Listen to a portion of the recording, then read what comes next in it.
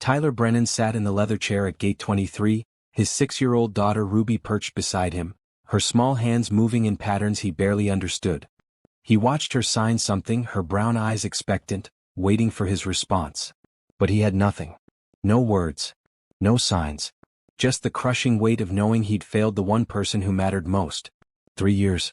3 years since the diagnosis. 3 years since his wife walked out. 3 years of pretending he was enough, when every day Ruby's world grew quieter and his ability to reach her grew smaller. He knew maybe 20 signs. Hungry. Tired. Bathroom. Stop.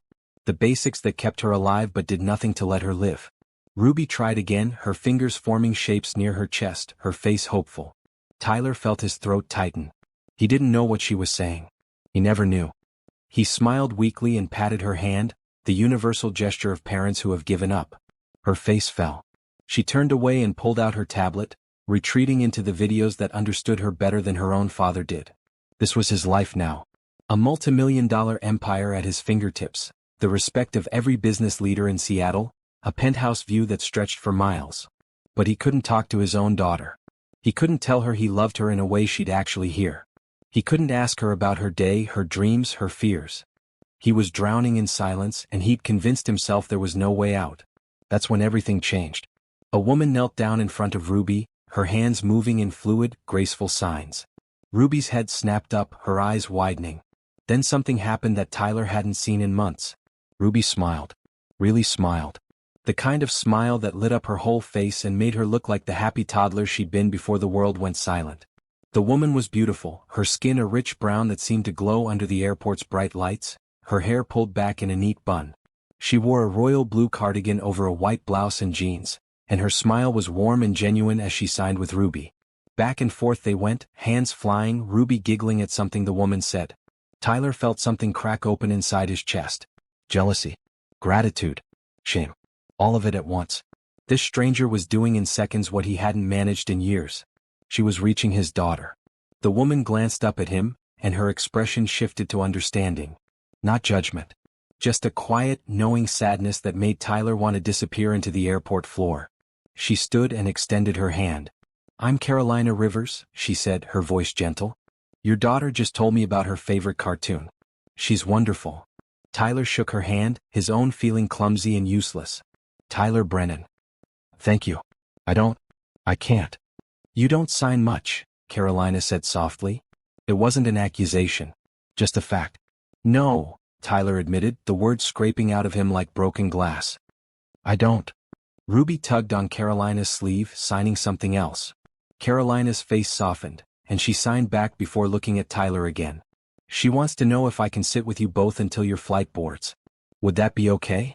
Tyler nodded, not trusting his voice. Carolina sat down on Ruby's other side, and immediately the two of them were deep in conversation.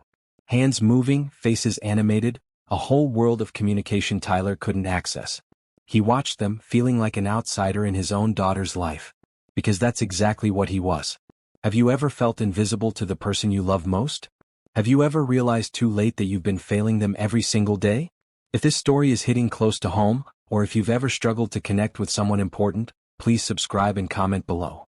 Tell me, what would you do if you couldn't talk to your own child? Your thoughts matter and I'd love to hear them. The announcement crackled over the speakers. Flight 847 to Seattle, delayed another hour due to mechanical issues. Tyler sighed and checked his phone. Emails piled up, meetings he'd miss, deals that needed his attention. But for once he couldn't bring himself to care. His eyes kept drifting back to Ruby and Carolina, watching the way his daughter's face came alive with expression. She's been learning ASL since she was 2, Carolina said, noticing his stare. American Sign Language. It's her first language. I tried, Tyler said quietly. When we first found out she was deaf. I bought books. Downloaded apps. But work got busy and my ex-wife said she'd handle it and then she left and He trailed off. The excuses sounded hollow even to his own ears. Carolina's expression remained kind, but there was a firmness in her eyes. It's not too late. I don't know if I can learn it. I'm 42. My brain doesn't work like it used to. That's what every parent says. Then they learn because they have to. Because their child deserves it. She paused, then added, I can teach you if you want. The basics at least. Tyler looked at her, searching for the catch. The angle. In his world, no one offered help without wanting something in return. But Carolina's face showed only genuine kindness. Why would you do that? Because I've been where Ruby is. My daughter Bria is deaf too. She's 7. And I've seen too many kids grow up feeling like their parents can't be bothered to learn their language. It breaks something in them. Carolina's voice softened. I don't want that for Ruby. Ruby tugged on Carolina's arm again, and Carolina signed something that made Ruby clap her hands together. Then Carolina turned to Tyler. Ruby just asked if you're going to learn to sign. I told her I'd teach you if you want it. She's very excited about that idea. Tyler felt his chest tighten again. His daughter wanted this. Wanted him to try. How could he say no to that? Yes, he said, the word coming out firm and clear. Please. Teach me. I'll do whatever it takes. Carolina smiled, a real smile that reached her eyes. Good. Then let's start now. We've got an hour to kill. She pulled out a small notebook from her bag and clicked open a pen. On the first page, she drew simple stick figures demonstrating hand positions. First rule, Carolina said. Don't be afraid to mess up. Ruby won't judge you for trying. She'll just be happy you're making the effort. Tyler nodded, leaning in to see the drawings. Let's start with the basics. Things you probably should have learned 3 years ago, but better late than never. There was no meanness in her tone, just honesty. This is, I love you. Carolina demonstrated, extending her thumb, index finger and pinky while tucking in her middle and ring fingers.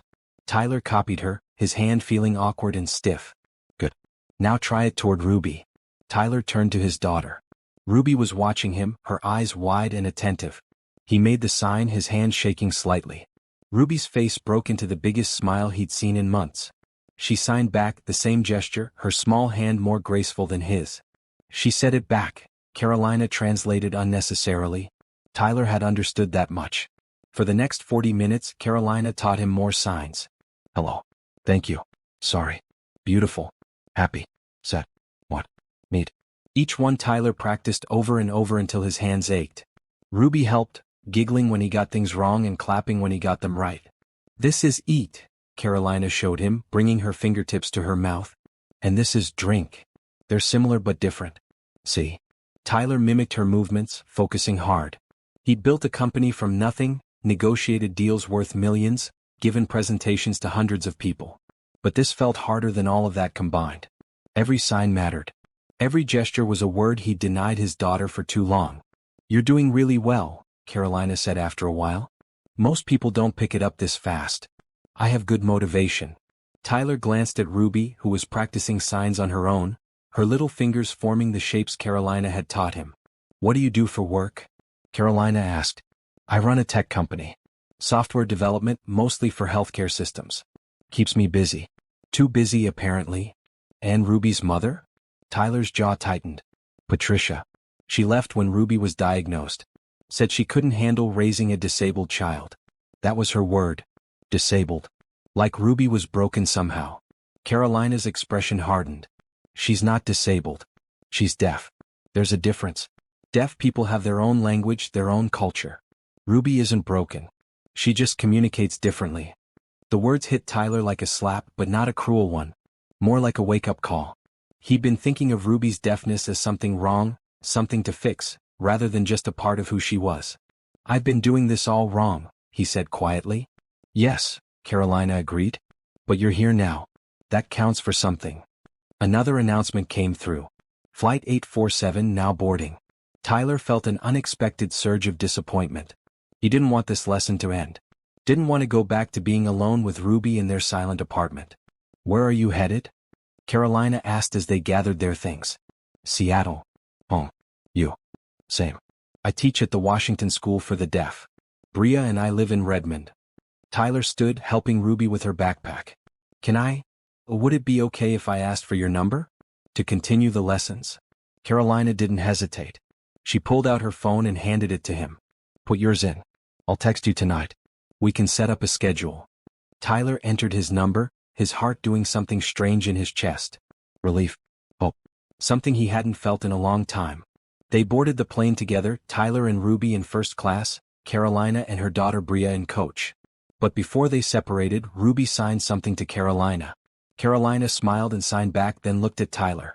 She said thank you for being nice to her dad. And she's excited for you to keep learning. Tyler knelt down to Ruby's level.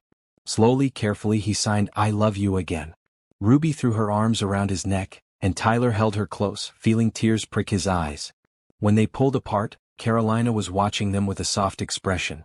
"You're going to be fine, Tyler? Both of you."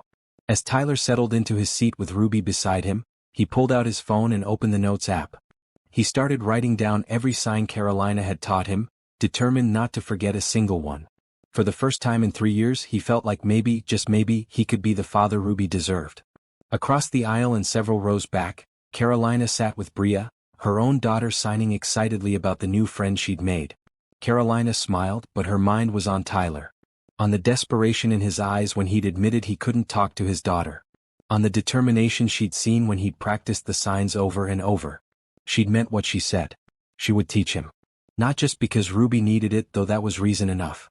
But because something about Tyler Brennan had gotten under her skin. The way he'd looked at his daughter with such love and such loss. The way he'd accepted her help without pride or hesitation. The way he'd called himself out for failing without making excuses. Maybe this was the start of something good. For Ruby. For Tyler. And maybe if Carolina let herself hope, for her too. The text came through at 9 that night. Tyler had just gotten Ruby to bed after their usual routine. Bath, pajamas, teeth, a story he read aloud even though she couldn't hear him. He'd always read to her anyway, showing her the pictures, hoping somehow she understood. Now he realized how stupid that was. How much time he'd wasted. His phone buzzed. Carolina's name appeared on the screen. "Hi Tyler. This is Carolina. Are you free tomorrow evening? I can come to your place and we can do a proper lesson. Bring Bria too so Ruby has a friend." Tyler's fingers flew across the keyboard. "Yes, absolutely. What time works for you? I'll make sure I'm home." 6? After dinner? Perfect. I'll order food. What do you and Bria like? There was a pause, then, "You don't have to do that." "I want to. Please. It's the least I can do." Another pause. "Okay. Pizza is fine. Cheese for Bria, veggie for me." Tyler smiled at his phone. "Done. See you tomorrow." He spent the next day distracted at work. His assistant, Nathan Wong, noticed immediately. "You've checked your watch 6 times in the last 10 minutes, Nathan said, leaning against Tyler's office doorframe. "Hot date?" "No. Well, sort of. Not like that. It's complicated." Nathan raised an eyebrow. "You're blushing. I've never seen you blush." "Who is she?" Tyler sighed and waved Nathan into the office. They'd been friends since college, business partners for 15 years. If anyone would understand, it was Nathan. "Her name is Carolina. I met her at the airport yesterday. She's teaching me sign language." "For Ruby?" "Yeah. She's deaf too. Her daughter, I mean. And she offered to help. No strings attached. She's coming over tonight." Nathan's expression softened. "That's great, man. You've needed this. Ruby's needed this." "I know. I just hope I don't screw it up." "You won't. You're the most stubborn person I know. When you commit to something, you go all in." Tyler nodded, but the anxiety didn't leave. What if he was too old to learn? What if he couldn't get his hands to move the right way? What if he let Ruby down again? At 5:30 he left work early. At home he ordered the pizza, cleaned the already clean apartment, and changed into jeans and a green button-down shirt. Casual but not too casual. He caught himself in the mirror and laughed at his own ridiculousness. This wasn't a date. Carolina was doing him a favor. A huge, life-changing favor. The doorbell rang at 6 exactly. Tyler opened it to find Carolina in a bright red sweater and black pants, her hair loose around her shoulders this time. Beside her stood Bria, a beautiful little girl with the same warm brown skin and bright eyes as her mother. Ruby appeared at Tyler's elbow, her face lighting up when she saw Bria. The two girls immediately started signing to each other, hands moving fast, both giggling. They ran off toward Ruby's room without a backward glance. "Well, that was easy," Carolina said with a laugh. "Mind if I come in? Please." Tyler stepped aside, suddenly aware of how big and empty his apartment felt. The pizza should be here any minute. Carolina set down her bag and pulled out a thick binder. "I brought some materials. Worksheets, diagrams, videos you can watch. Learning ASL isn't just about memorizing signs. It's about understanding the grammar, the culture, the way deaf people experience the world." Tyler nodded, sitting down at the dining table. "I'm ready. Teach me everything." Carolina smiled. "Okay. But first let's talk about yesterday. Show me what you remember." Tyler went through the signs she'd taught him. He stumbled on a few but most came back. Carolina corrected his hand shapes, adjusting his fingers gently. Her touch was professional but kind, and Tyler found himself hyper-aware of how close she was sitting. "Good," she said. "Really good. You retained more than I expected. Now let's build on that. I want to teach you conversational phrases. Things you can use with Ruby every day." For the next hour they worked through questions and responses. "How was your day? What do you want for dinner? Are you okay? Tell me more." Simple phrases that would open up Ruby's world. The pizza arrived and they called the girls out. Around the table, the four of them ate while Ruby and Bria signed back and forth, occasionally pulling Carolina in to translate something for Tyler. He watched, fascinated, trying to pick up words he recognized. "Bria just told Ruby that she likes her room," Carolina said. And Ruby said thank you and asked if Bria wants to see her stuffed animals. Both girls nodded enthusiastically and ran back to the bedroom. Tyler shook his head in wonder. They just met yesterday and they're already best friends. "That's what happens when kids can actually communicate," Carolina said gently. "Ruby's probably been lonely. Most hearing kids her age don't know ASL." The words stung, but Tyler knew they were true. Ruby's world had been so small, and he'd done nothing to expand it. "Tell me about Bria's father," Tyler said, then immediately regretted it. "Sorry? That's too personal." "It's okay." Carolina wiped her hands on a napkin. "His name was Marcus. We met in college, got married young. When Bria was born deaf, he couldn't handle it. He said he didn't sign up for a defective kid." Her voice hardened on the word defective. "He left when she was 6 months old. Haven't heard from him since." "I'm sorry. That's terrible." "It was. But honestly, Bria and I are better off without him. She deserves people in her life who see her as perfect exactly the way she is." Tyler thought about Patricia, about how she'd said almost the same thing Marcus had.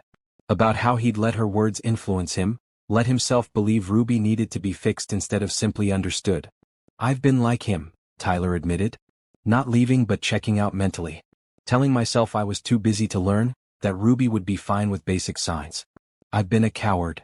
Carolina looked at him for a long moment. "The difference is you're here now. You're trying.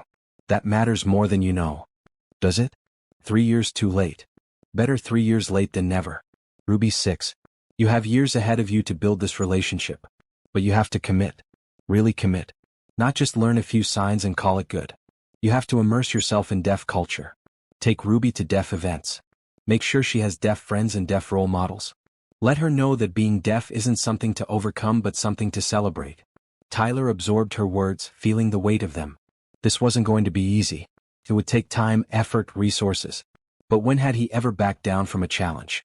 "I'll do whatever it takes," he said firmly. "Ruby deserves that.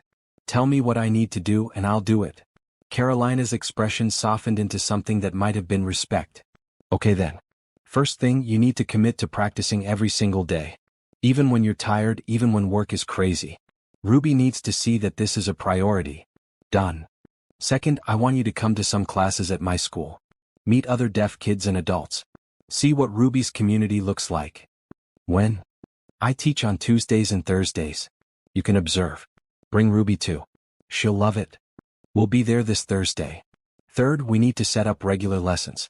At least 3 times a week. You're starting from basically nothing, so we have a lot of ground to cover." "I'll pay you. Whatever your rate is." Carolina shook her head.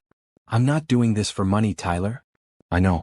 But you're giving up your evenings, your time with Bria. Let me compensate you. Please." She hesitated, then nodded. "Okay. But only if you promise to actually do the work. I'm not wasting my time if you're not serious." "I promise." "I've never been more serious about anything in my life." They settled on a rate, and Tyler made a note to have his accountant set up payments. Then they went back to the lesson, Carolina teaching him more complex phrases, correcting his grammar, showing him how to use facial expressions to add meaning to his signs. When 9 o'clock rolled around, Carolina called Bria out. The little girl hugged Ruby goodbye, both of them making plans in sign language that Tyler couldn't follow yet. He walked Carolina and Bria to the door. "Thank you," he said, "for all of this. I don't know how to repay you.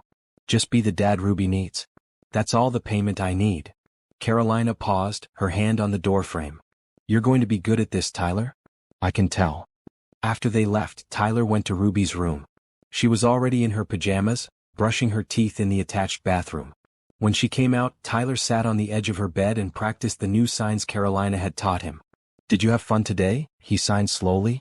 Ruby's eyes widened. She nodded enthusiastically, then signed back something Tyler didn't understand. He pulled out his phone and opened the ASL dictionary app Carolina had recommended. After a minute, he figured out Ruby had said, "Bria is my best friend." Tyler signed back, "I'm glad. She can come over again soon." Ruby clapped her hands then signed, "You're getting better at signing." Tyler understood maybe half of that, but the smile on Ruby's face told him everything he needed to know. He tucked her in, signed "I love you," and watched her sign it back before turning off the light.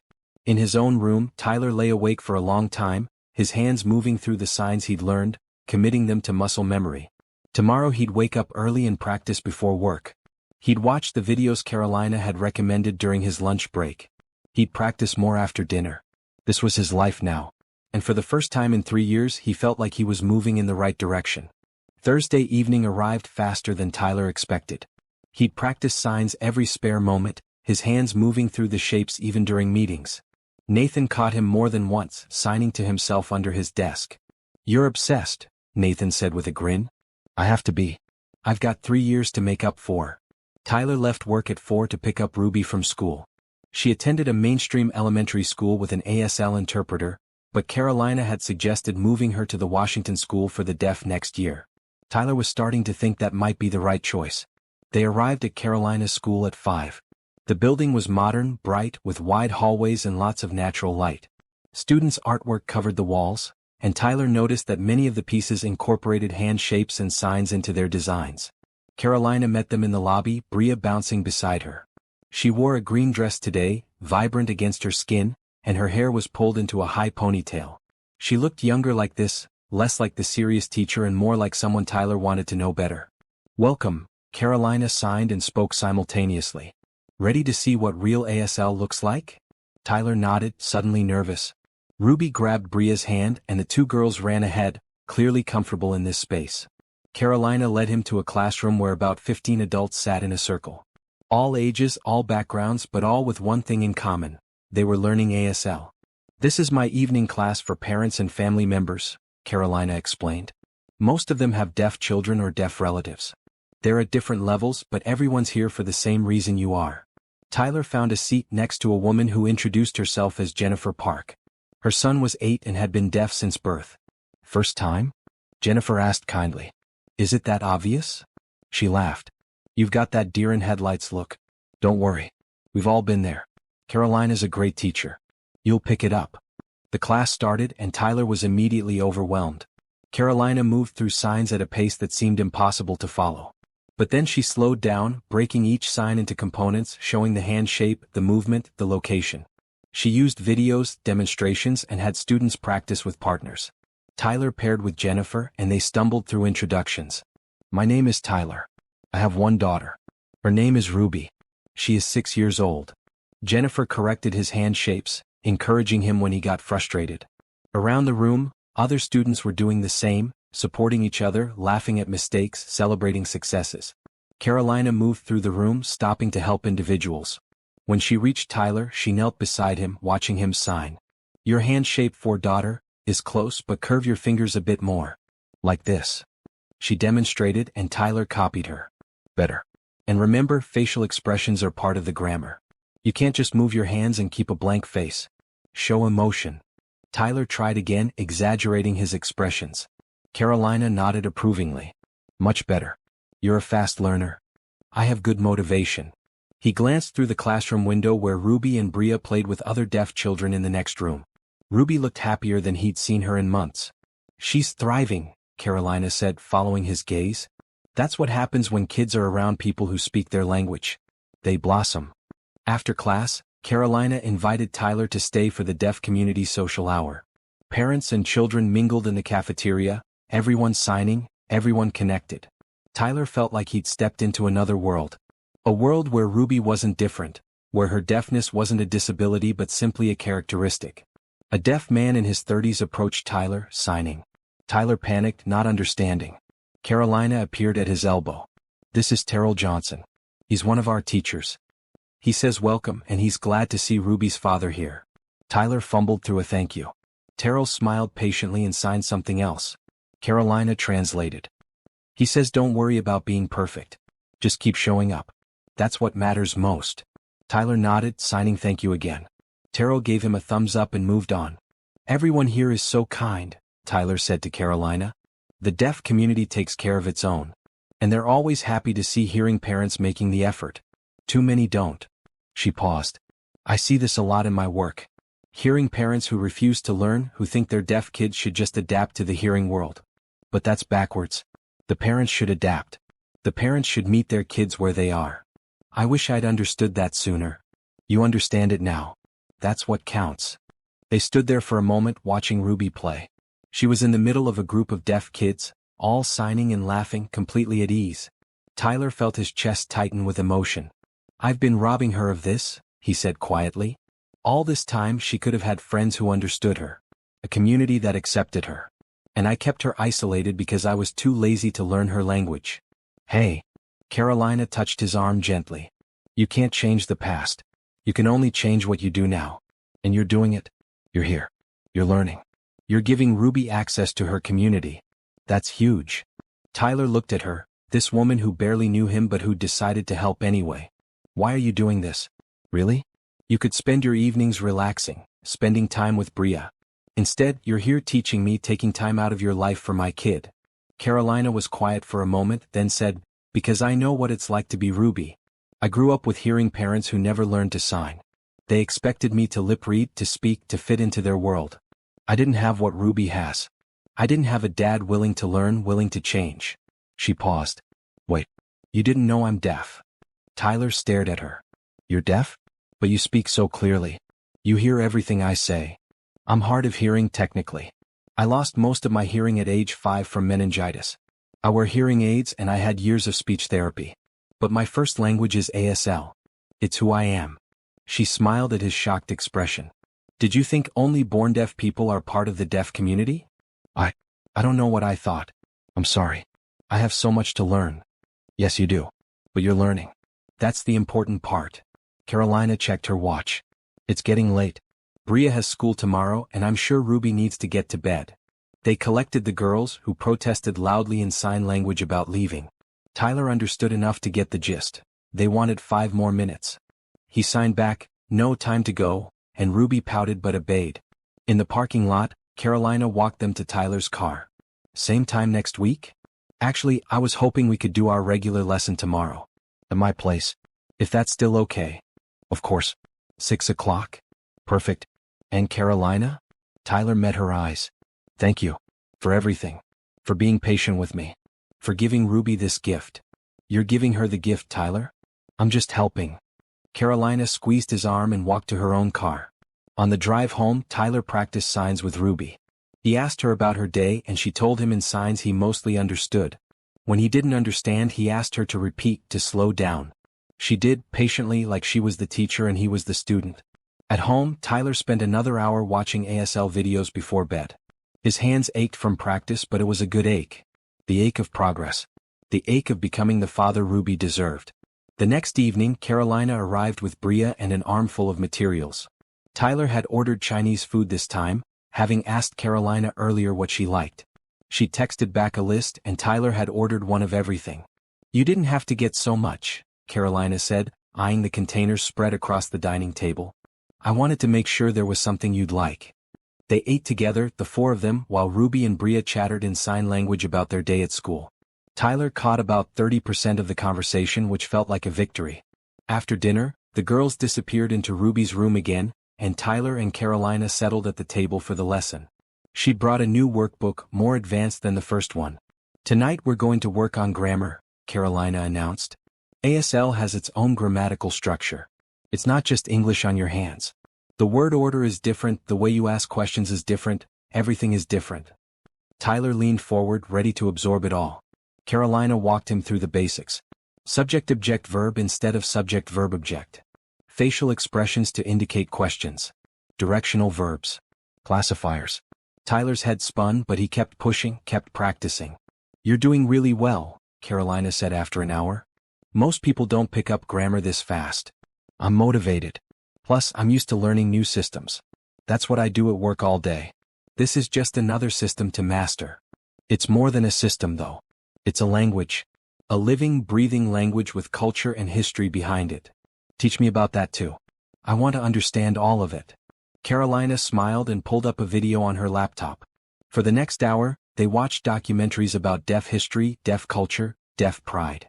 Tyler learned about the oralism movement that tried to erase sign language. About deaf schools being forced to ban signing. About deaf people fighting for the right to use their own language. I had no idea, Tyler said, stunned. I didn't know any of this history. Most hearing people don't. That's why it's important to learn. Ruby is part of this culture. This history is her history. Tyler thought about that. About Ruby growing up connected to this rich, complex culture. About her having pride in being deaf instead of shame. I want her to have all of this, he said. I want her to know her history, to be part of this community. I want her to be proud of who she is. Then you're on the right track. Carolina closed her laptop. Keep showing up. Keep learning. Take her to deaf events. Let her see deaf adults living full, successful lives. That's how she'll build her identity. They talked for a while longer about Ruby, about Bria, about their lives. Tyler learned that Carolina had grown up in Georgia, moved to Seattle for college, and stayed for the deaf community here. She loved teaching, loved seeing kids discover their language and their culture. What about you? Carolina asked. What made you start your company? Tyler told her about his background. About growing up working class, putting himself through college, starting his business in his garage. About the long hours, the near bankruptcy, the moment it all finally clicked and the company took off. I thought success meant providing for Ruby, he said. I thought if I made enough money, gave her a nice home, sent her to good schools, that would be enough. But I was wrong. She needed me, not my money. It's not too late to give her both. I know. I'm trying. At 9, Carolina stood to leave. Tyler walked her to the door, Ruby and Bria trailing behind, making plans for their next playdate. Same time Monday? Carolina asked. Actually, Tyler said, feeling bold, would you and Bria want to come to dinner this weekend? Not a lesson, just dinner. As friends. Ruby would love it, and honestly so would I. Carolina hesitated and Tyler's heart sank. He'd overstepped. But then she smiled. Okay. Saturday night? I'll bring dessert. Perfect. After they left, Ruby signed to Tyler, asking if Bria could come over more often. Tyler signed back yes, as often as Carolina agreed to. Ruby hugged him tight and Tyler felt something shift in his chest. Hope. Real, tangible hope that they were going to be okay. Saturday arrived rainy and cold. Tyler spent the afternoon cooking, something he hadn't done in years. He made lasagna, garlic bread, salad. He cleaned the apartment, lit candles, put on soft music. Then he stopped himself. This wasn't a date. Carolina was his teacher, Ruby's friend's mother. Nothing more. But when Carolina arrived in a deep blue dress, her hair loose and curly, Tyler's breath caught. She looked beautiful. More than beautiful. Radiant. You look nice, he said, then immediately felt stupid. I mean, you always look nice. I just met. Carolina laughed. Thank you. You clean up pretty well yourself. Tyler looked down at his maroon sweater and dark jeans. He'd changed 3 times before settling on this outfit. Dinner was easy. Comfortable. The girls entertained themselves and Tyler and Carolina talked about everything and nothing. Movies they'd seen, books they'd read, places they wanted to travel. It felt normal. Natural. Like they'd been friends for years instead of weeks. After dessert, a chocolate cake Carolina had made that melted in Tyler's mouth, they moved to the living room. The girls played on the floor while Tyler and Carolina sat on the couch, a respectable distance apart. This was nice, Carolina said. I don't get many adult conversations these days. It's usually just me and Bria. No other family here? No. My parents are in Georgia and we don't talk much. They never accepted Bria. Said I was making a mistake raising her in the deaf community, that I should focus on making her normal. She said the last word with distaste. We had a falling out about 3 years ago. I'm sorry. That's their loss. It is. Bria is perfect. They're missing out on knowing her. Tyler watched Carolina's face, saw the pain there, the old hurt. He wanted to reach out to comfort her, but didn't know if that would be appropriate. You're an amazing mother, he said instead. Bria is lucky to have you. Carolina's eyes glistened.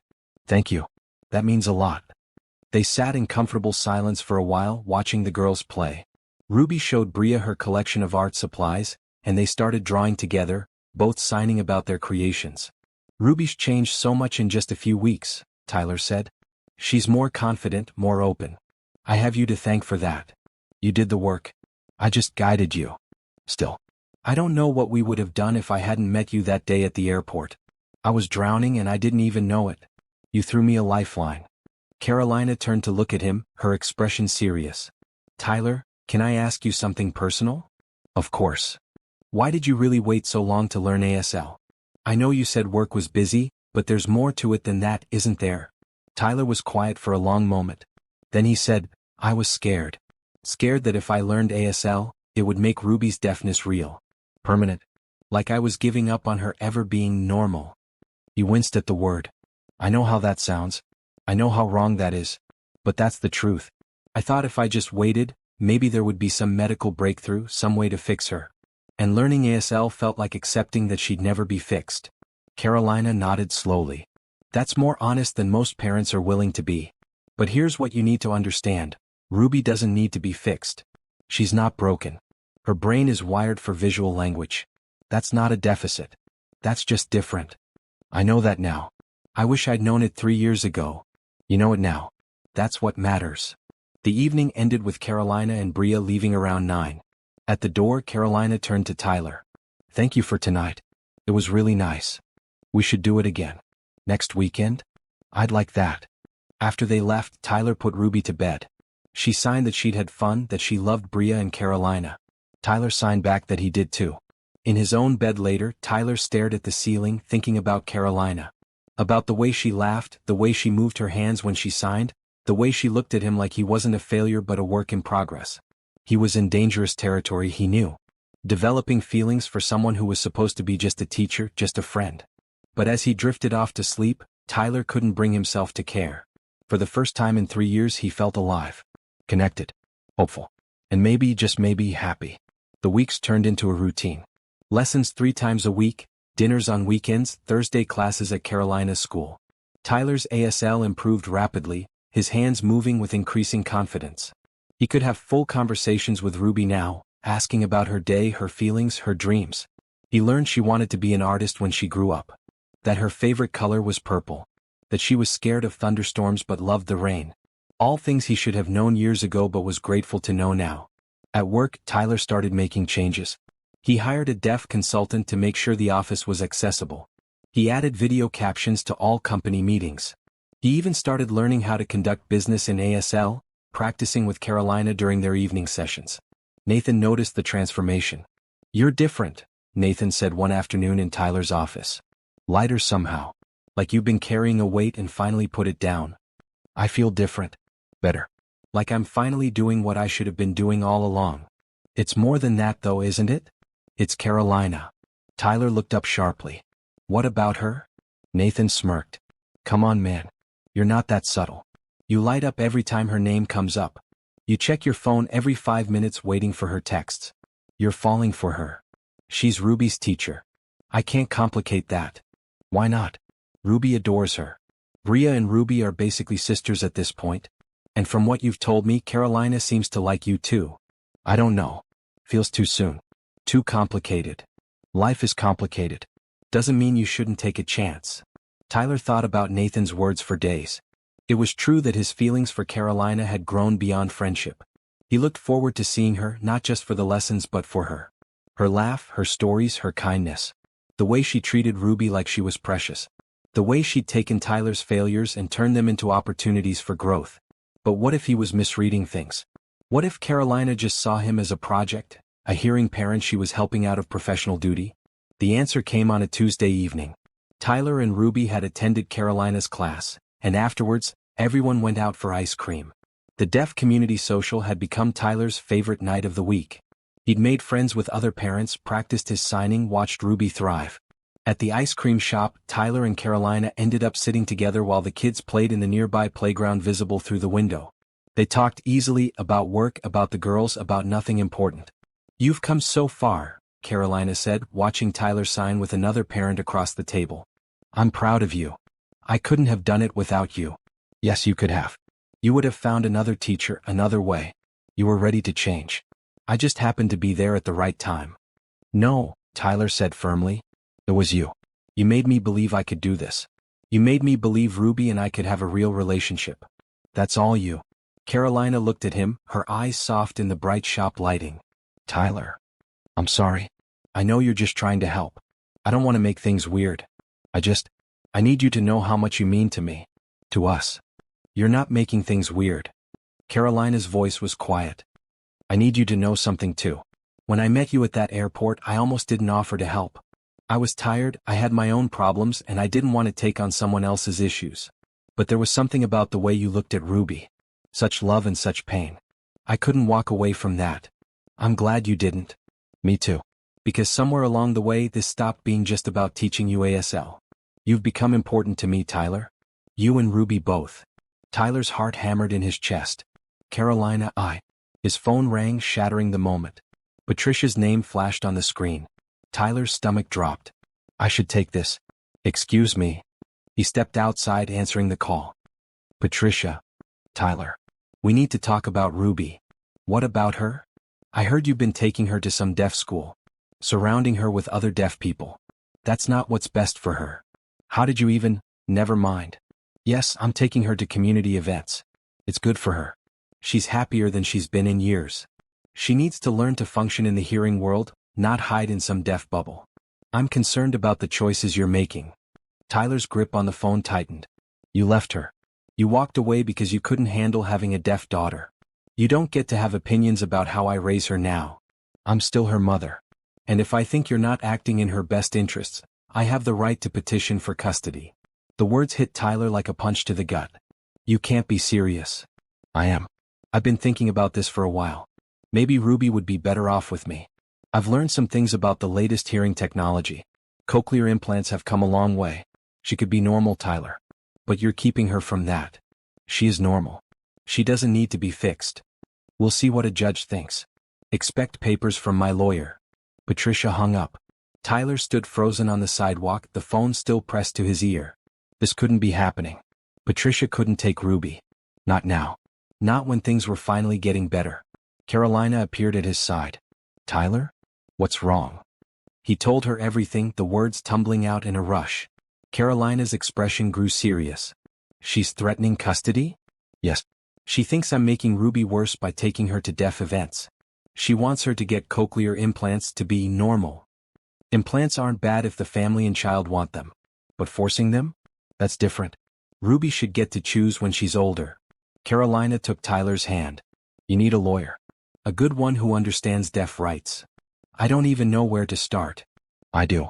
There's a lawyer in the deaf community, Brian Park. He specializes in these cases. I'll get you his number. Thank you. God, what would I do without you? You're not without me. We're going to fight this together. Inside the shop, Ruby and Bria pressed their faces against the window, waving at them. They looked so happy, so carefree. Tyler's chest tightened. He couldn't lose her. He wouldn't. I need to tell Ruby, he said. She deserves to know what's happening. Wait until you talk to the lawyer. No point worrying her until you know what you're dealing with. Tyler nodded, trying to calm his racing heart. Carolina squeezed his hand, and he realized she hadn't let go. He looked down at their joined hands, then up at her face. Thank you for being here. For helping me through this. Always. You're not alone in this, Tyler. Remember that. They went back inside and Tyler forced himself to smile for Ruby. But inside his mind was racing. Patricia wanted custody. After 3 years of not caring, she suddenly wanted Ruby back. And she was using Tyler's efforts to connect with his daughter against him. That night, after Ruby was in bed, Tyler called the lawyer Carolina had recommended. Brian Park answered on the second ring and listened to Tyler's story. Then he said something that made Tyler's blood run cold. Judges tend to favor mothers in custody cases, especially when the child is young and has special needs. If Patricia has a good lawyer, this could get ugly. But we have a strong defense. You've been Ruby's primary caregiver for 3 years. You're actively learning ASL and integrating Ruby into the deaf community. We can demonstrate that you're meeting her needs better than Patricia ever did. Will that be enough? I don't know. But we'll make it enough. Get me all the documentation you can. Records of Ruby's school attendance, medical appointments, everything. And I'll need character witnesses. People who can testify to the bond you have with Ruby. I can do that. Good. And Tyler? Don't do anything stupid. No confrontations with Patricia. No angry emails or texts. Everything you do from now on could be used in court. Tyler agreed and hung up. He sat in the dark living room, his head in his hands. He'd finally figured out how to be Ruby's father, and now Patricia wanted to take her away. His phone buzzed. A text from Carolina. "You okay? Bria and I are here if you need anything." Tyler typed back, "Thank you. I don't know what I'd do without you. You'll never have to find out. We're in this together." Tyler stared at those words. Together. He'd been alone for so long, carrying everything by himself. But now he had Carolina. He had the deaf community. He had people who actually cared about Ruby's well-being. He wouldn't let Patricia win. Not when he'd finally learned how to be the father Ruby needed. Feeling the weight of Tyler's struggle? Wondering if he'll get to keep Ruby? If you're invested in this story, please subscribe and drop a comment. Let me know, what would you do if someone threatened to take away your child right when you finally learned how to connect with them? Your thoughts and support mean everything. The papers arrived on a Friday afternoon. Tyler was at work when a process server walked into his office and handed him a manila envelope. Nathan stood in the doorway, his expression grim. "What is it?" Nathan asked. Tyler opened the envelope with shaking hands. Custody petition. Patricia Morrison versus Tyler Brennan. The words swam before his eyes. "She's really doing this." Tyler's voice came out hollow. Nathan crossed the office and read over his shoulder. "This is garbage. It says you're creating an insular environment that limits Ruby's opportunities. That you're preventing her from accessing hearing technology that could improve her quality of life. It's all twisted. But a judge might believe it. Especially if Patricia gets a good expert witness. Then we get better expert witnesses. Carolina can testify, right? She's a professional, a teacher. She can explain why what you're doing is right for Ruby." Tyler nodded slowly. "I need to call Brian." The lawyer picked up immediately. "I got a copy of the petition. It's aggressive, but we expected that. Don't panic. We're going to build a strong case. I need you to compile a list of everyone who can testify on your behalf. Teachers, therapists, community members. Anyone who can speak to your relationship with Ruby and the progress you've made." Carolina Rivers. "She's been teaching me ASL, and she runs the deaf community programs Ruby attends." "Perfect. Get me her contact information. I'll reach out. We're also going to need Ruby's school records, her therapist's notes, everything that shows she's thriving under your care." Tyler spent the rest of the afternoon gathering documents. Ruby's report cards, which showed steady improvement. Notes from her teacher praising her social development. Records of the ASL classes Tyler had attended. Photos of Ruby at deaf community events, smiling and engaged. At 6, he picked up Ruby from school and drove home in silence. How was he supposed to tell her? How could he explain that her mother, who'd abandoned her 3 years ago, now wanted to take her away from everything she'd built? At home, Tyler made dinner on autopilot. Ruby watched him, her expression concerned. She signed, "Are you okay?" Tyler forced a smile and signed back, "Yes. Just thinking about work." But Ruby was smart. She knew something was wrong. After dinner, she climbed into his lap, something she rarely did anymore. She was getting so big, growing up so fast. Tyler held her close, breathing in the smell of her strawberry shampoo. His phone rang. "Carolina." "Hey," he said, stepping into the kitchen so Ruby wouldn't see his face. "Brian called me. I told him I'd testify. Whatever you need, Tyler." "Thank you. I don't know how to repay you for everything you're doing." "Stop trying to repay me. Just let me help. That's all I want." They talked for a few minutes more, Carolina offering reassurance and practical advice.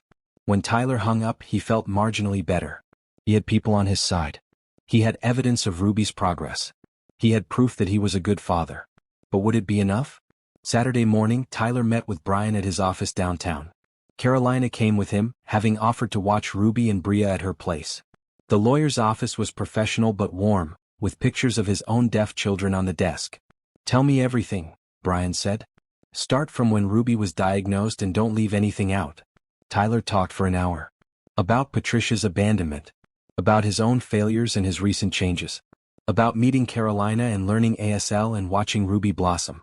About the deaf community embracing them both. Brian took notes, occasionally asking questions. When Tyler finished, Brian leaned back in his chair. "Okay, here's what we're looking at. Patricia's argument is that you're limiting Ruby by focusing on deaf culture instead of integrating her into mainstream hearing society. She'll probably bring in audiologists and speech therapists who'll say cochlear implants and oral education are in Ruby's best interest. But Ruby doesn't want that. She's happy the way she is. I believe you. But we need to prove it. We need to show that Ruby is thriving, that your parenting choices are based on her needs and not your convenience. Carolina's testimony will be crucial. She's a professional in the field, and she can speak to both your progress and Ruby's development. What about Ruby? Will she have to testify? Possibly. At 6, it's not common, but the judge might want to talk to her in chambers. If that happens, Ruby will need to be able to communicate clearly what she wants. She can do that. Her ASL is fluent. Good.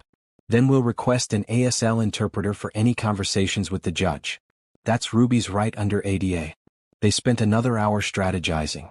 Brian would file a response to Patricia's petition, highlighting Tyler's involvement in Ruby's life and his recent efforts to learn ASL and connect Ruby with her community. They'd gather testimonials from teachers, therapists, and community members. They'd demonstrate that Ruby's current environment was stable, supportive, and exactly what she needed. When's the hearing? Tyler asked. 6 weeks. We have time to build the case, but not a lot. I'll need you to be available for meetings, to gather documents, to do whatever it takes. I will. Ruby is my priority. She always should have been. After the meeting, Tyler drove to Carolina's apartment to pick up Ruby. Carolina lived in a modest 2-bedroom in Redmond, close to her school.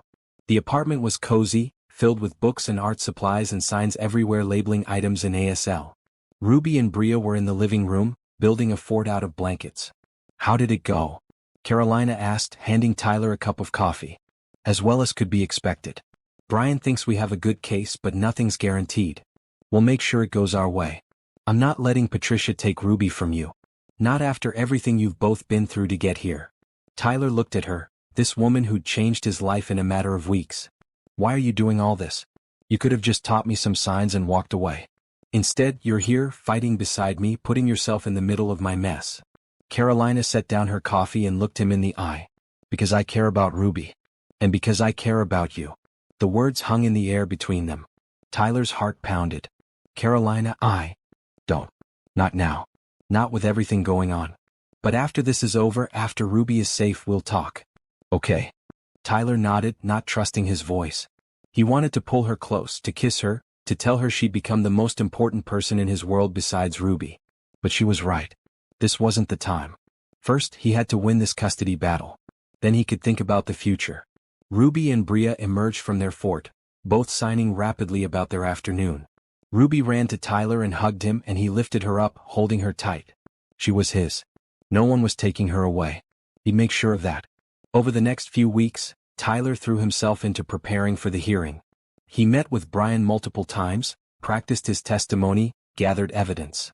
Carolina helped him prepare to discuss Ruby's progress, to articulate why deaf culture mattered, to explain his journey from ignorance to understanding.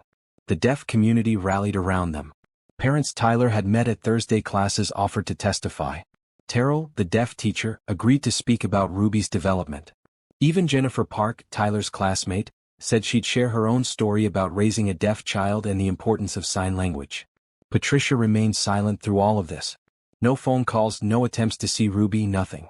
Just the looming threat of the custody hearing, now 3 weeks away. Tyler tried to keep things normal for Ruby. They attended class on Thursdays. They practiced signing together every night. They went to deaf community events on weekends. But Tyler could see the stress affecting her. She was clingier, more anxious, asking him repeatedly if everything was okay. Finally, 2 weeks before the hearing, Tyler sat Ruby down and told her the truth. He signed slowly, carefully, explaining that her mom wanted her to come live with her, but that Tyler was fighting to keep her here. Ruby's eyes filled with tears. She signed, I don't want to leave you. I want to stay here with you and Carolina and Bria. Tyler's heart broke. I'm doing everything I can to make sure you stay. But you might have to talk to a judge and tell them what you want. I'll tell them. I'll tell them I want to stay with you. Tyler pulled her into his arms, holding her as she cried. He'd done this. His years of neglect had put them in this position. If he'd learned ASL from the beginning, if he'd been the father Ruby needed, Patricia wouldn't have ammunition to use against him. That night, after Ruby was asleep, Carolina came over. Tyler had called her in tears and she'd dropped everything to be there. She held him on the couch while he fell apart, all the fear and guilt and anger pouring out. I caused this, he said into her shoulder. If I'd been better from the start, none of this would be happening. No. Patricia caused this. She abandoned her daughter and now wants her back for the wrong reasons. You're doing your best. That's all anyone can ask. What if it's not enough? What if I lose her? You won't. We won't let that happen. Carolina pulled back to look at him. Tyler, you're a good father. Ruby knows that. The judge will see it too. How can you be so sure? Because I see how you are with her. The way you practice signs until your hands hurt. The way you show up to every class, every event, no matter how tired you are. The way you've changed your entire life to meet her needs. That's love. Real love. And it shows. Tyler looked at Carolina, at her fierce expression, her unwavering support. He couldn't help himself. He leaned forward and kissed her. Carolina kissed him back, her hands coming up to his face. For a moment the world fell away. The custody battle, the fear, all of it disappeared. There was just this. Just them. When they pulled apart, Carolina was smiling. I thought we were waiting until after the hearing. We were. We are. I needed that. I needed it too. Carolina stood, pulling Tyler up with her. But now I should go. You need to sleep.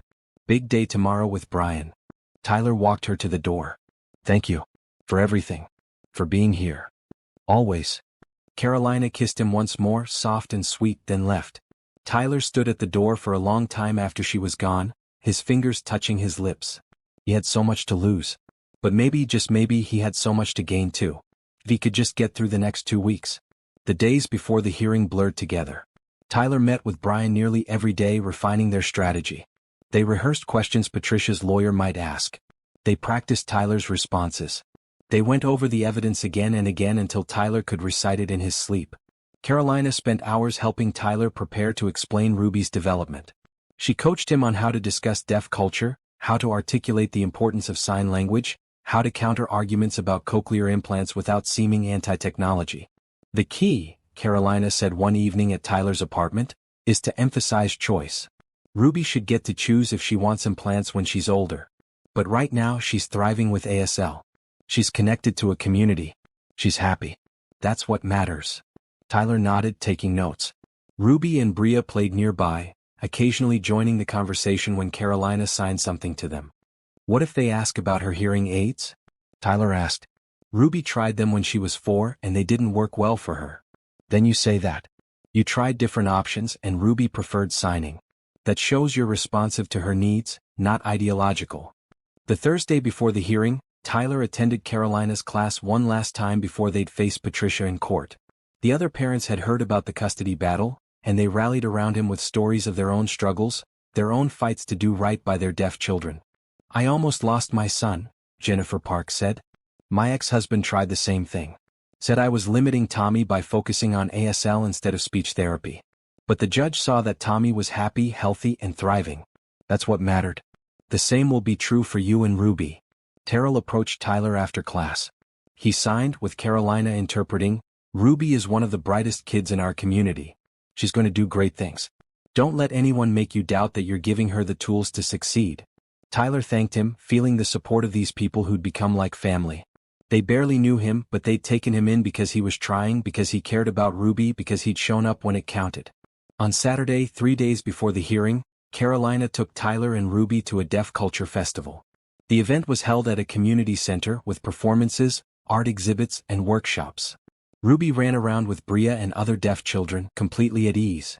Tyler watched her perform a signed song with a group of kids, her face glowing with joy. This is what Patricia wants to take away from her, Carolina said, standing beside Tyler. This sense of belonging. This community that accepts her exactly as she is. I won't let her, Tyler said firmly. That night, Tyler couldn't sleep. He lay in bed, staring at the ceiling, running through testimony in his head. What if he froze on the stand? What if he said the wrong thing? What if the judge sided with Patricia despite everything? At 2 a.m, his phone buzzed. A text from Carolina. Can't sleep either. Want to talk? Tyler called her immediately. They talked for over an hour about everything and nothing. About Ruby and Bria. About their fears and hopes. About what they'd do when this was all over. I want to take Ruby to Disneyland, Tyler said. She's never been and I think she'd love it. There are lots of deaf accessible services there now. Bria would love that too. Maybe we could all go together. Make it a family trip. Family. The word settled over Tyler like a warm blanket. That's what they'd become, the four of them. A family. Not in the traditional sense but in the way that mattered. People who cared about each other, who supported each other, who showed up when it counted. I'd like that, Tyler said. After the hearing, let's plan it. It's a date. They hung up and Tyler finally slept. Monday morning arrived cold and gray. Tyler dressed in his best suit, a charcoal gray that he'd had tailored for business meetings. He helped Ruby into a bright red dress she'd picked out herself. She was nervous, he could tell, but she held her head high as they drove to the courthouse. Brian met them in the lobby along with Carolina, who'd taken the day off work.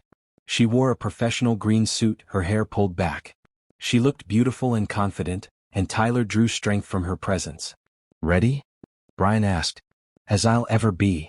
They entered the courtroom. Patricia was already there, sitting at the defendant's table with her lawyer, a sharp-looking woman in a navy blue suit. Patricia wore a cream-colored dress and had her blonde hair styled perfectly. She looked like the picture of maternal concern. Tyler's stomach churned. Ruby clutched his hand as they sat down. Carolina sat in the gallery behind them, giving Tyler an encouraging nod. The judge entered, an older woman with kind eyes and graying hair. Judge Helen Martinez. Brian had said she was fair, that she listened to evidence rather than making assumptions. Tyler hoped that was true. Patricia's lawyer went first, laying out her case. Patricia had been overwhelmed when Ruby was diagnosed, but she'd since done extensive research. She believed Ruby needed cochlear implants and oral education to succeed in the hearing world. Tyler was preventing Ruby from accessing these opportunities by focusing exclusively on deaf culture. He was creating an insular environment that would limit Ruby's future options. Tyler listened to the lies and distortions, his jaw clenched. They made it sound like he was hurting Ruby by learning her language, like connecting her to the deaf community was some kind of abuse. Then it was Brian's turn. He presented the evidence of Tyler's involvement in Ruby's life. The school records showing Ruby's academic improvement.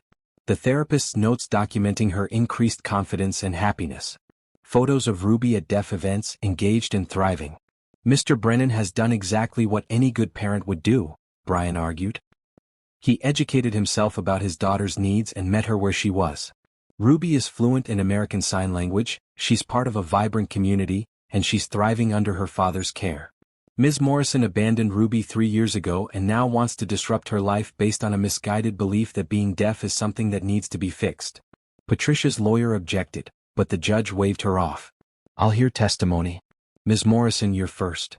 Patricia took the stand. She talked about how she'd left because she was overwhelmed, how she'd spent the past 3 years researching deaf education, how she now believed Ruby needed a different approach. She cried at the right moments, said all the right things. Tyler wanted to scream. When Brian cross-examined her, he was gentle but firm. Ms. Morrison, how many signs do you know in American Sign Language? I'm learning. I have apps on my phone. So none. How many times have you visited Ruby in the past 3 years? I sent birthday cards. Presents at Christmas. That's not what I asked. How many visits?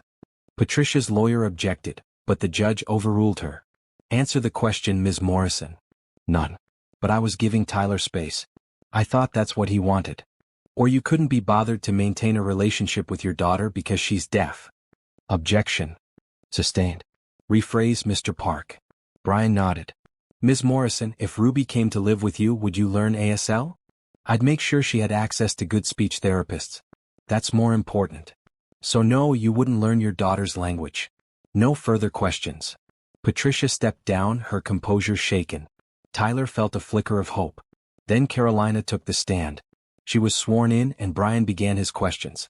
Carolina talked about her work at the Washington School for the Deaf, about her experience as both a deaf adult and a mother of a deaf child. She explained how she'd met Tyler and Ruby, how she'd watched Tyler transform from a father who could barely communicate with his daughter to one who was fluent enough to have real conversations. Ruby has blossomed in the past few months, Carolina testified. She's more confident, more engaged, happier. That's directly related to her father's efforts to learn ASL and connect her with the deaf community. Taking her away from that environment would be devastating. Patricia's lawyer cross-examined her. Ms. Rivers, isn't it true that you have a personal relationship with Mr. Brennan? That you're romantically involved? Carolina didn't flinch. We care about each other, yes. But that doesn't change the facts of Ruby's development or Tyler's dedication as a father. Isn't it possible you're biased in his favor? I'm biased in Ruby's favor. And Ruby is thriving with her father. That's not opinion. That's documented fact. The lawyer tried a few more angles, but Carolina remained calm and credible. When she stepped down, Tyler caught her eye and mouthed, "Thank you." Then it was Tyler's turn. He took the stand, his hands shaking. Brian asked him about the past 3 years, about his failures and his recent changes. Tyler answered honestly, not sugarcoating anything. "I was a terrible father for a long time," he admitted. "I couldn't communicate with Ruby beyond basic needs. I told myself I was too busy, that work came first. But the truth is I was scared. Scared of Ruby's deafness, scared of failing her, scared of admitting I didn't know what to do. Meeting Carolina forced me to confront all of that. And once I started learning ASL, everything changed. Ruby changed. Our relationship changed. I finally became the father she deserved. And if you retain custody, what are your plans for Ruby's future? Continue her education at the Washington School for the Deaf. Keep her involved in the deaf community. Support whatever choices she makes about her own body and her own communication methods when she's old enough to make them. Love her unconditionally." Patricia's lawyer tried to rattle him during cross-examination. She asked about his work schedule, about nannies and childcare, about why he'd waited so long to learn ASL. Tyler answered each question calmly, acknowledging his mistakes but emphasizing his commitment to doing better. "Mr. Brennan, don't you think Ruby deserves the opportunity to hear? To access sound through cochlear implants? Ruby deserves to make that choice herself when she's older. Right now, she's happy and healthy exactly as she is. I won't force a surgery on her based on what I think she should be." "So you're admitting you're limiting her options?" "No. I'm saying her options will always be there. But she should get to choose, not have it chosen for her by adults who think being deaf is a problem that needs solving." When Tyler stepped down, he felt drained but relieved. He'd told the truth. That had to count for something. The judge called a recess. In the hallway, Carolina hugged Tyler. "You did great. Really great. We'll see. It's up to the judge now." They returned to the courtroom for the final phase. The judge wanted to speak with Ruby in chambers, with an ASL interpreter present.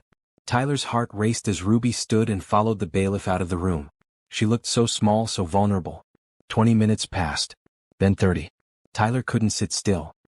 He paced the hallway, Carolina beside him, both of them silent with worry. Finally Ruby emerged. She ran to Tyler and hugged him tight. The judge returned to the bench. "I've made my decision," Judge Martinez said. "I'll issue a written ruling, but I want to state the key points now.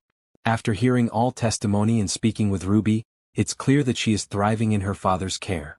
Mr. Brennan has demonstrated a genuine commitment to meeting Ruby's needs, including learning her language and connecting her with her community. While Ms. Morrison's concerns about Ruby's future are understandable, they appear to be based on outdated assumptions about deaf people's capabilities rather than Ruby's actual well-being." Tyler's heart pounded. Was this good? Was the judge ruling in his favor? "Therefore, I'm denying Ms. Morrison's petition for custody. Mr. Brennan will retain primary custody of Ruby.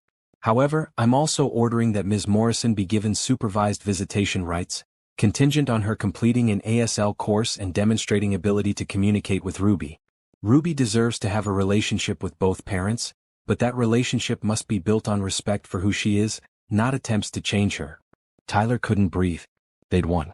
Ruby was staying with him. Carolina was crying. Ruby was signing, "We won? I stay with you." Tyler signed back. "Yes, yes, you stay with me." Ruby threw her arms around him and he held her tight, tears streaming down his face. Patricia stood, her face pale, and left the courtroom without a word. Tyler felt a flash of pity for her, but it was quickly overwhelmed by relief. It was over.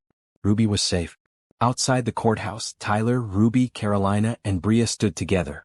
Brian shook Tyler's hand and congratulated him, then excused himself to file the official paperwork. "We did it," Tyler said, still not quite believing it. "You did it," Carolina corrected. "You became the father Ruby needed. That's what made the difference." Tyler looked at Ruby, at Carolina, at Bria. His family. Not the one he'd planned on, but the one that had found him at exactly the right moment. "Thank you," he said to Carolina. "For everything. I literally couldn't have done this without you." "I know." Carolina smiled. "Lucky for you, I'm not going anywhere." They went out for celebratory ice cream, all four of them.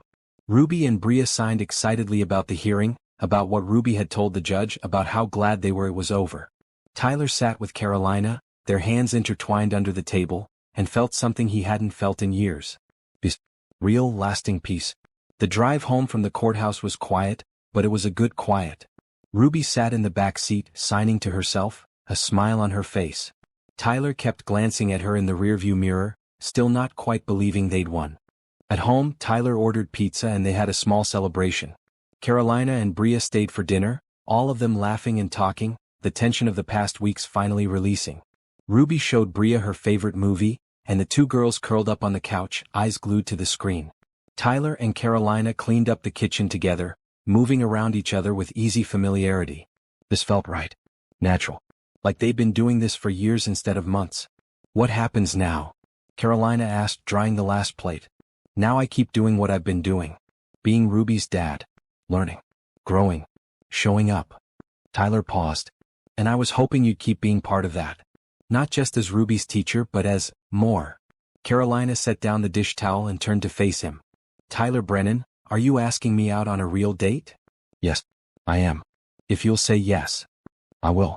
But only if you promise this isn't just about gratitude. I didn't help you so you'd feel obligated to date me. It's not obligation. I don't know how to explain it. You've changed my life, Carolina. You've changed Ruby's life. But more than that, you've become someone I can't imagine not having around. Someone I think about constantly. Someone who makes me want to be better. Carolina smiled. That's a pretty good explanation. Yes, Tyler. I'll go on a date with you. They kissed, soft and slow, the sound of the movie playing in the background, Ruby and Bria giggling at something on screen. This was Tyler's life now. Complex, messy, full of people who'd chosen to love each other despite the chaos. The next few weeks were easier. Patricia called once, asking to schedule her first supervised visit with Ruby. Tyler agreed, and they set up times for Patricia to see Ruby at a neutral location with a social worker present. It was awkward, but it was a start. Maybe Patricia would learn. Maybe she'd become part of Ruby's life in a healthy way. Only time would tell. Tyler's relationship with Carolina deepened. They went on proper dates, dinners without the kids, walks around the city, movie nights. They talked about their pasts, their hopes for the future, their fears and dreams. Tyler learned about Carolina's childhood, about growing up between two worlds, hearing and deaf, never quite fitting in either. About the teacher who'd finally taught her to be proud of her deaf identity. About meeting Bria's father and believing he'd accept them both, only to be abandoned. I told myself I'd never let anyone in again, Carolina admitted one night as they sat on Tyler's balcony, looking out at the Seattle skyline. I'd focus on Bria, on my work, and that would be enough. But then I met you. This stubborn, clueless hearing guy who was trying so hard but had no idea what he was doing. And something in me softened. I thought maybe it was worth the risk. I'm glad you did. I'm glad you took a chance on me. Me too. At work, Tyler made more changes. He started a diversity and inclusion initiative, focusing on disability access. He hired 2 deaf employees for his tech team and made sure the office was fully accessible. Nathan teased him about becoming an activist, but Tyler didn't care. He'd learned something crucial these past months: access mattered. Belonging mattered. Creating spaces where everyone could participate fully, that mattered. Ruby continued to thrive. Her grades improved. Her confidence soared. She made more friends at deaf community events and started talking about becoming an artist when she grew up. Tyler enrolled her in an art class for deaf children, and she brought home painting after painting, each one proudly displayed on the refrigerator. One evening, about 6 weeks after the hearing, Ruby asked Tyler a question that stopped him in his tracks. Is Carolina going to be my new mom? Tyler sat down on Ruby's bed, thinking carefully about his answer. I don't know, honey. Carolina and I care about each other and we're spending a lot of time together. But that's a decision we'd all make together. How would you feel about that? Ruby's face lit up. I'd love it. Then Bria would really be my sister. Let's take things slow, okay? But I'm glad you like Carolina. She cares about you a lot. I know. She tells me in sign language. Not like. Ruby paused, and Tyler knew she was thinking about Patricia. About a mother who'd never learned to say, I love you, in a way Ruby could understand. Your mom is trying, Tyler said gently. She's learning ASL now. It might take time, but maybe you two can build something good together. Ruby nodded, but Tyler could see the doubt in her eyes. Patricia had hurt her deeply by leaving. It would take more than a few supervised visits to repair that damage. 2 months after the hearing, Tyler took Ruby, Carolina, and Bria to Disneyland, just like he'd promised. They spent 4 days riding rides, meeting characters, watching shows. Ruby's face glowed with joy the entire time, especially when they encountered cast members who could sign with her. Carolina translated when needed, but often Ruby could communicate on her own, confident in her language and her identity. On the last night they watched the fireworks from Main Street. Ruby sat on Tyler's shoulders, Bria on Carolina's. The sky exploded with color, and Tyler felt Carolina's hand slip into his. They'd come so far from that day at the airport when Carolina had knelt down and signed to a lonely little girl. "Thank you," Tyler said, "not for the first time and not for the last." "For what?" "For saving us. For seeing what we could be and helping us get there." Carolina squeezed his hand. "You saved yourselves. I just pointed the way." That night, after the girls were asleep in their hotel room, Tyler and Carolina sat on the balcony, looking out at the park. The lights of the castle glowed in the distance, and Tyler thought about everything that had changed. "I want to ask you something," Tyler said. "And you can say no, it won't change anything between us. But I need to say it. Okay? Move in with me. You and Bria. Not because it makes sense logistically, though it does. But because I love you. Because Bria and Ruby are already sisters in every way that matters. Because I want to wake up every morning with you there. Because I want to build a life with you." Carolina was quiet for a long moment. Then she said, "Yes. Yes. Yes. On one condition." "Anything." "You keep learning. Keep growing. Keep being the man who admits when he's wrong and does the work to fix it." That's who I fell in love with. The Tyler who showed up even when it was hard. "I promise. Every day I'll keep showing up." They kissed and Tyler felt his world expand. It wasn't the life he'd planned. It was messier, more complicated, required more of him than he'd ever thought possible. But it was better. So much better. The move happened gradually. First, a few of Bria's things appeared at Tyler's apartment. Then some of Carolina's clothes in his closet. Then boxes and furniture, and suddenly Tyler's bachelor pad was a home. A real home with kids' artwork on the walls and toys on the floor and laughter echoing through the rooms. Ruby and Bria shared a room by choice, bunk beds and a divider for when they wanted privacy. They stayed up late signing to each other, giggling about 7-year-old things, being sisters in every way that mattered. Tyler's relationship with Patricia remained cordial but distant. She completed the ASL course the judge had ordered and started having unsupervised visits with Ruby once a month.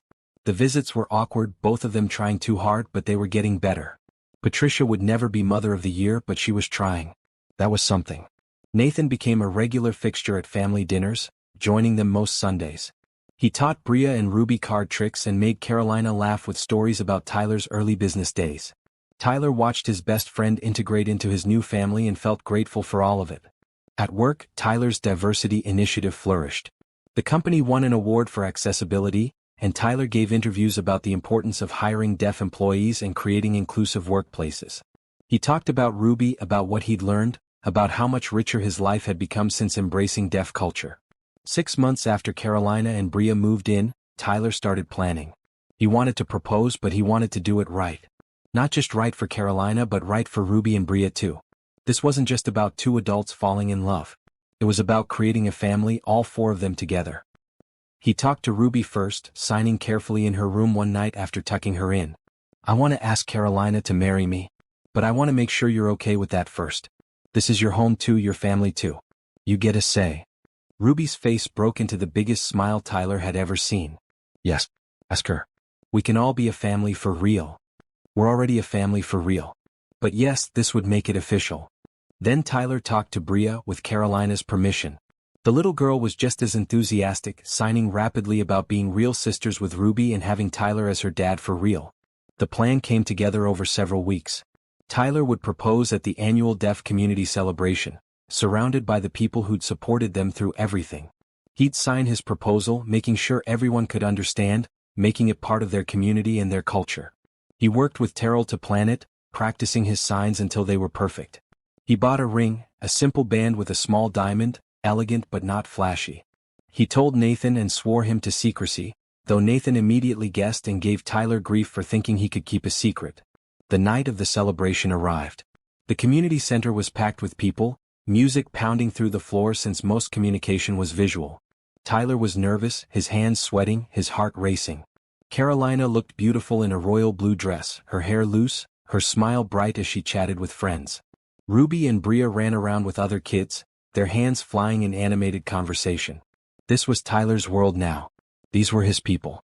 At 8 o'clock, Taro got everyone's attention. The music stopped and people gathered in a circle. Tyler stood in the center, his heart pounding so hard he thought everyone could see it. Carolina looked confused as he pulled her into the center with him. Ruby and Bria joined them, both girls grinning like they knew exactly what was happening. Tyler took a deep breath and began to sign. 2 years ago I was lost. I had a daughter I couldn't talk to, a life that looked successful but felt empty, and no idea how to fix any of it. Then I met you. You changed everything. You taught me a language, but more than that, you taught me how to be a father. How to be a partner. How to be part of a community. You took a broken man and helped him become whole. Carolina's eyes glistened with tears. The crowd around them was silent, watching. Tyler continued signing, his hands steady now. I love you. I love Bria. I love the family we've built together. And I want to make it official. I want to be your husband, Bria's father, Ruby's dad for the rest of my life. Carolina Rivers, will you marry me? He pulled out the ring. Ruby and Bria signed, say yes, making everyone laugh. Carolina was crying now, but she was also smiling. She signed back, yes. Yes, of course yes. The crowd erupted in applause and stomping feet, the vibrations traveling through the floor. Tyler slipped the ring onto Carolina's finger and kissed her while Ruby and Bria hugged them both. Around them, their community celebrated, these people who'd taken Tyler in despite his mistakes, who taught him that family was built on love and effort and showing up every single day. Later, as the party continued, Tyler found himself standing with Carolina, watching Ruby and Bria dance with other deaf children. The girls were laughing, completely at ease, completely themselves. Thank you, Tyler said, signing and speaking simultaneously. It had become habit now, making sure communication was accessible to everyone. You keep saying that, Carolina signed back with a smile. You know you don't have to thank me anymore, right? I'll never stop thanking you. You gave me back my daughter. You gave me a family. You gave me a life I didn't know I could have. We gave each other that. That's what love is, Tyler. Mutual transformation. Tyler pulled her close, and they swayed to music he couldn't hear but could feel through the floor. His life had become something he'd never planned for, never imagined. But it was better than anything he could have dreamed up on his own. Ruby ran over, pulling them onto the dance floor. Bria joined, and the four of them danced together, hands flying in sign language, laughter bubbling up, a family in every way that mattered. Tyler had spent 3 years in silence, drowning in his inability to connect with Ruby. Now his world was full of noise and light and communication and love. All because he'd finally learned to listen with his eyes and speak with his hands. All because Carolina had kneeled down at gate 23 and offered to help a stranger who needed it desperately. All because he'd finally learned what it meant to be a father. The wedding took place 6 months later in the same community center where Tyler had proposed. It was a deaf-hearing bilingual ceremony, with both an officiant who signed and one who spoke, making sure everyone could participate fully. Ruby and Bria were flower girls, wearing matching bright red dresses they'd picked out themselves. They took their job very seriously, scattering petals with solemn concentration before breaking into giggles halfway down the aisle. Patricia came to the wedding, sitting in the back with her new partner, a deaf man named James who'd been helping her improve her ASL. It was awkward, but it was progress. Ruby had signed to Tyler that morning that she was glad her mom was there, glad that Patricia was trying. That was enough. Nathan was Tyler's best man, giving a speech in both ASL and English about watching his best friend transform from a workaholic who couldn't communicate with his daughter to a devoted father and partner who'd embraced an entire culture. There wasn't a dry eye in the house. Carolina was stunning in a green dress that made her skin glow. She'd chosen green because Ruby had told her once that it was the color of growth, of new things growing.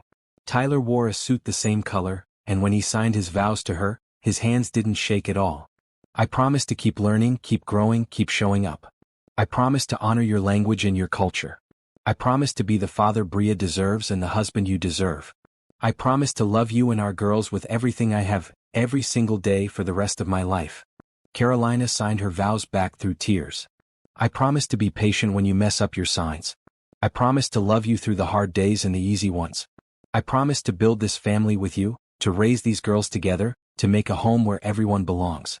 I promise to love you exactly as you are, while helping you become who you want to be. They kissed to thunderous applause and stomping feet, and Tyler thought his heart might burst from happiness. The reception was a mix of deaf and hearing traditions. Music played for the hearing guests, but the DJ also used lights and visual effects so the deaf guests could enjoy the show. There were speeches and signers, dancing and storytelling, food and laughter and joy. Ruby and Bria performed a signed poem they'd written together about what family meant. Tyler watched them, these two beautiful girls who'd become sisters, and felt overwhelming gratitude. He'd almost missed this. If Carolina hadn't approached him that day at the airport, if he'd turned down her offer to help, none of this would exist. Late in the evening, Tyler found himself at a table with Carolina, watching their girls dance with other children. The community center was full of people they loved, people who'd supported them through the custody battle and the engagement and now this celebration. "Did you ever imagine this?" Carolina asked, signing as she spoke. "That day at the airport, did you think we'd end up here?" "No. I didn't think past the next few hours. I was just trying to survive." Tyler took her hand. "But I'm glad we did end up here. I'm glad you took a chance on a clueless hearing guy who didn't know what he was doing. You're not clueless anymore. You're one of the best signers in your ASL class. Terrell says you're ready to start interpreting training if you want." Tyler laughed. "I don't know about that, but I do know I want to keep learning. For Ruby. For Bria. For our community." "Our community," Carolina repeated, smiling. "I like the sound of that." They were interrupted by Ruby and Bria running over, both signing rapidly about something that had happened on the dance floor. Tyler caught about 70% of it, enough to laugh and respond appropriately. The girls ran off again and Tyler shook his head in wonder. 2 years ago I couldn't understand a single sign. Now I'm having full conversations with my kid. It still amazes me sometimes.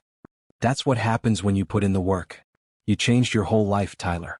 Not everyone would do that. Not everyone has Ruby. Not everyone has you pushing them to be better. A slow song started and Tyler led Carolina onto the dance floor. They swayed together, surrounded by friends and family, both deaf and hearing, all celebrating this new beginning. "I have something to tell you," Carolina said, her hands moving in sign language against Tyler's shoulder where she'd placed them. "What?" "I'm pregnant." Tyler stopped dancing. "What?" Carolina laughed. "I found out yesterday. I wanted to wait until after the wedding to tell you, but I can't keep secrets." "We're having a baby?" "We're having a baby." Tyler picked her up and spun her around, not caring who saw. Another child. Another person to love, to raise, to teach. Whether the baby was deaf or hearing didn't matter. They'd figure it out together. They'd make sure the child grew up bilingual, connected to both worlds, proud of their family. Ruby and Bria ran over, asking what was happening. Carolina signed to them about the baby, and both girls started screaming and jumping up and down. A real sister or brother this time, not just in their hearts but by blood too. The four of them hugged, and then it was 5, Tyler's hand resting gently on Carolina's still flat stomach. The night ended with Tyler and Carolina leaving in a shower of rice and cheers, headed to their honeymoon in Hawaii. Ruby and Bria would stay with Nathan, who'd agreed to learn basic ASL specifically so he could watch the girls. Everyone had embraced this new life, this new family, this new way of being. On the plane, Tyler thought about that day at Gate 23. About sitting next to Ruby, unable to communicate, drowning in his own failure. About Carolina kneeling down and changing everything with a simple offer to help. About how far they'd all come since then. He thought about the future.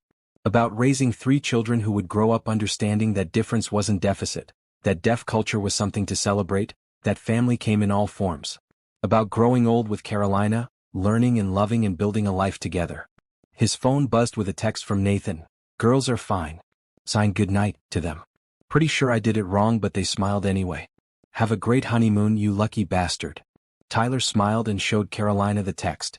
She laughed and leaned her head on his shoulder. Below them, Seattle disappeared into clouds, and ahead of them stretched endless possibilities. Tyler had spent 3 years in silence, separated from his daughter by his own fear and ignorance. Now his world was full of conversation and connection and love. All because he'd finally learned the most important lesson of all.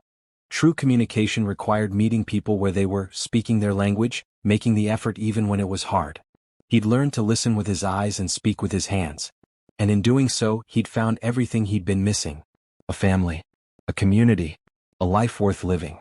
And it had all started with a beautiful woman in a blue cardigan at Gate 23, offering hope to a desperate father who thought he'd run out of options. Tyler squeezed Carolina's hand. She squeezed back, and even without words or signs, he understood what she was saying. "We made it.